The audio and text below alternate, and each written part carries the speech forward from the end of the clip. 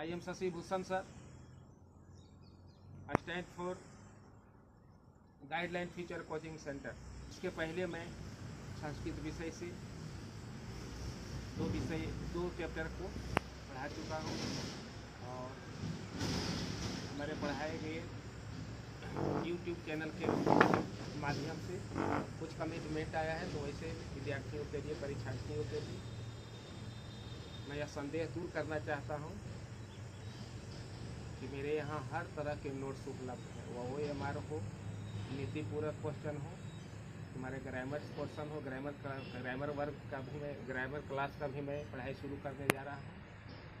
हमारे इस चैनल के माध्यम से प्रतिदिन आप लोग इस चैनल को खोलकर देखने का प्रयास करें और आप लोगों को यह वीडियो निश्चित रूप से बहुत ही पसंद आएगा। आप लोग हमेशा इससे जुड़े रहें और मैं आप लोगों के बीच नित्य दिन प्रतिदिन किसी न किसी विषय को लेकर आऊँगा। जैसा कि आप सभी जानते हैं, मेरा विषय जो है वो सभी आर्ट्स विषय से रिलेटेड है और तन मय से अगर हमारे वीडियो से आप लोग जुड़े रहेंगे तो 80% मार्क्स के लिए तो मेरा ये अनुभव रहा है। हमारे कोचिंग से स्टूडेंट्स उठाने का काम प्रीवियस परीक्षाओं में लाने का काम किया है। इसलिए आप लोग निश्चित रूप से पूरे आत्मविश्वास से, कॉन्फिडेंस से विश्वास रखें और हमारे इस गाइडलाइंस फ्यूचर कोचिंग सेंटर के जो चैनल जुड़े बने हैं उसे देखना आप लोग न भूलें। तो आज का मैं चैप्टर शुरू करने के पहले सभी विद्यार्थियों को हार्दिक शुभकामनाएं देना चाहता हूं। इस कोविड-19 यानी कोरोना महामारी जो वैश्विक रूप से पूरे विश्व में बन चुका है, इसके लिए आप सबों को अपने घरों में रहने के लिए मैं आप लोगों को शुभकामनाएं व्यक्त करता हूं। सब परिवार आप लोग घर पर रहें, डिस्टेंस बनाकर रहें और आपके उज्जवल भविष्य की मैं कामना ईश्वर से करता हूं। धन्यवाद। तो आज हमारे चैप्टर का नाम है ट्यूशन संस्कृत के तीसरा पार्ट से कहानी का नाम है अलस कथा। आप लोग सावधानी से इसे बोर्ड पर देख सकते हैं, यलस कथा। इसकी शुरुआत मैं करने जा रहा हूँ। अयम पाठा विद्याकृतस्य कथा ग्रंथस्य पुरुष परीक्षा परिच्छेति नामकस्य ग्रंथस्यांश व्यासत्तो। यह पाठ विद्यापति के द्वारा संकलित पुरुष परीक्षा नामक ग्रंथ से लिया गया है। विद्यार्थियों, आप लोग यहाँ ध्यान देंगे, यह विद्यापति के द्वारा लिखित कहानी है और पुरुष परीक्षा नामक ग्रंथ से लिया गया एक विशेष भाग है। पुरुष परीक्षा सरल संस्कृत भाषायां कथा रूपेण विभिन्न मानव गुण महनम महत्वम वर्ण्यते दोषानाच निराकार्यम शिक्षा जाती। पुरुष परीक्षा ग्रंथ के माध्यम से सरल संस्कृत भाषा के माध्यम से ये बाल बिल्कुल ही कहता है आसान रूप से सरल भाषा में मानव के विभिन्न गुण जो है और जो दोष है इसके निराकरण का शिक्षा हमें प्रदान करता है। विद्यापति लोकप्रिय मैथिली कवि आसित। आप सभी जानते हैं कि विद्यापति जो थे मैथिली कवि थे। अभी च बहुना संस्कृत ग्रंथानां निर्गते विद्या प्रसिद्धम इति विशेषता संस्कृत विषय प्रभुता अस्ति। यही कारण है कि संस्कृत अनेक ग्रंथों के रचना के कारण विद्यापति अपने इस संस्कृत विषय में विशिष्टता हासिल किए हुए हैं। प्रस्तुत पाठे अलस नगरस्य दोषस्य निरूपणे व्यंग्यात्मक कथा प्रस्तुतो विद्यते। प्रस्तुत पाठ में आलसियों की कथा का व्यंग्य रूप में लिए गई एक कहानी से है। नीतिकारा आलस्यम रिपु रूपमर्यते, और नीतिकारों ने इस आलस्य कथा को एक व्यंग्यात्मक रूप में प्रसंग व्यक्त किए हैं। अब कहानी का मैं आरंभ करने जा रहा हूँ। जो कहानी का मूल भाग है ये तुम्हारा सारांश था, इंट्रोड्यूस जो चैप्टर का होता है वहाँ से। आसित मिथिलायाम वीरेश्वरो नाम मंत्री।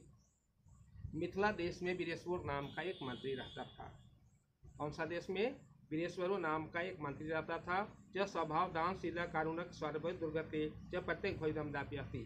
कहता है वह स्वभाव से दानशील और कारुणिक स्वभाव का व्यक्ति था और वे सभी दीन दुखियों और अनाथों को प्रतिदिन जो है वह भरपेट भोजन कराता था और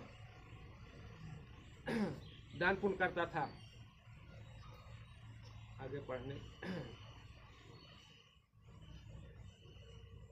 हाँ, निर्गति च सर्वेमासा प्रथमता किंचिन क्षमते कठु जाठिरानी वद्यना तत्व लगतम तथे लाभा श्रुत्वा बहुत्वेचा परभूति यथा स्थिति सौकज मूल्य हे सर्वतम सजिताम सुखम दृष्टवा तेन धर्मंती जंतवा।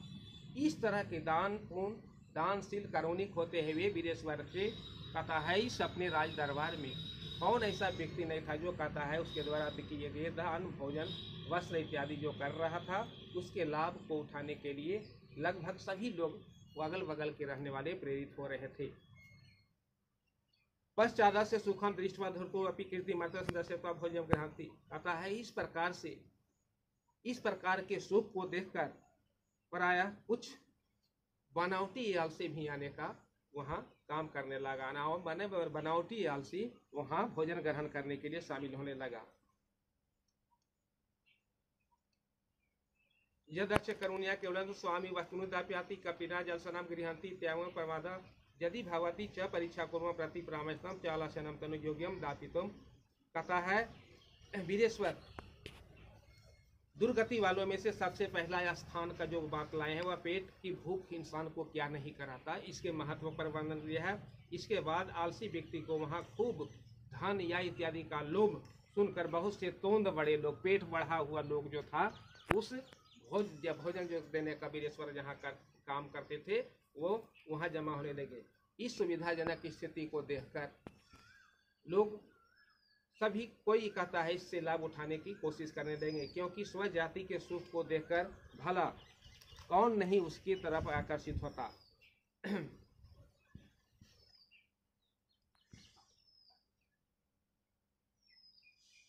ततो स्वामी वसुदाप्याति चक्रवर्ती चप्रवतम। इसके बाद कहता है धूर्विष्ट प्रभाती आशियों को धूर्त लोग बनावटी अलग सुख देकर भोजन प्राप्त करने लगे। चतवारा पुरुषों चुप्तायासन, और वहाँ 4 पुरुष सोए हुए थे, 4 आलसी सोए हुए थे। एक वस्त्र वतन च मुक्तम, एक ने कहता है बोलना शुरू किया। क्या बोलना शुरू किया? यह होम कथम कोलाहल।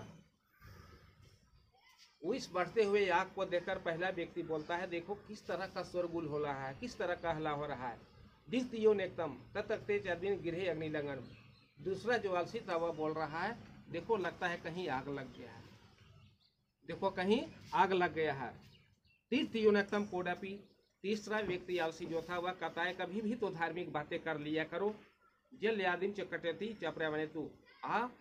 कहता है कोई भी ऐसा व्यक्ति हमारे पास अगल बगल में नहीं आ रहा है जो कहता है इस बढ़ते हुए आग के कारण हमें कहता है शरीर से ऊपर कुछ ठंडे वस्तु को डाल दे। चतुर्थो नक्तम, चूंकि आलसी 4 थे, कितने थे? 4 थे, तो चौथे की बारी आई। आयो बचाला, अरे तुम लोग क्या बोल रहे हो? कहती वचनानी वक्तु संकनतु। कभी भी तो धार्मिक बात जीवन में तुम लोग कर लिया करो। कभी धार्मिक बातें तुम लोगों के मन से निकलती नहीं, विचार तुम्हें आता नहीं। तत्पश्चातम तेषां परस्परतम श्रुत्वा बहिनम च प्रविदे पर्यंतम दृष्टवा नियोगी पुरुषम चत्वारे च केशावद्यम गृहीत्वा गृहाद वपि कीर्तम पश्चातम तनियोगदम पठितम। इस प्रकार से चारों उसी प्रकार से परस्पर बहस आपस में करते हुए सुनकर आग को अपने ऊपर लगते हुए देखकर राजपुरुषों ने उन 4 वालसियों को, भाई के 4 वालसियों को केस खींचते हुए उन लोगों के जीवन को बचाने का काम किया। और बाद में सबों को देखकर राजपुरुषों के द्वारा ये पकड़ा गया। कहा गया है, श्लोक के माध्यम से आ रहा हूँ मैं, एक लास्ट में श्लोक लिख दिया गया है। पति रेव गति स्त्री नाम बाला नाम जनानीम गति। हम सभी जानते हैं स्त्रियों की गति जो होती है उसके पति होते हैं। हाँ, बाला नाम जननम जननी गति, लेकिन कहता है छोटे बच्चों की, बालकों की गति उसकी माँ होती है। लेकिन कहता है नालसा नाम गति काच्युतम कारुण्यकम बिना।